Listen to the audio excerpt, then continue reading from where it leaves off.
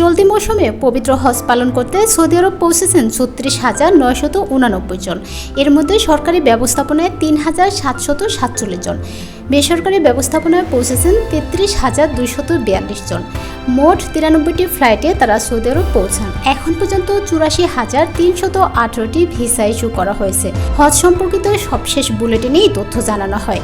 Airlines, civil aviation authority of Bangladesh, Bangladesh Hajj office Dhaka এবং Saudi আরব সূত্রে এই তথ্য জানিয়েছে হেল্প ডেস্ক।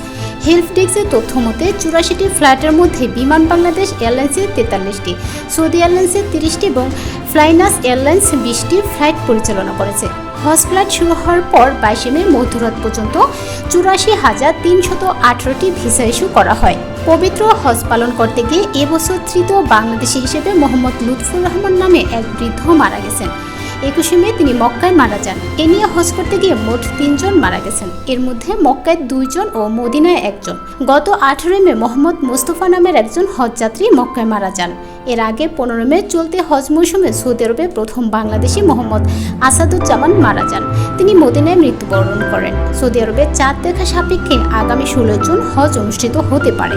হজ কার্যক্রমে অংশগ্রহণকারী এজেন্সির সংখ্যা ২৫৯টি। হজ ফ্লাইট শুরু হয়েছে ৯ মে।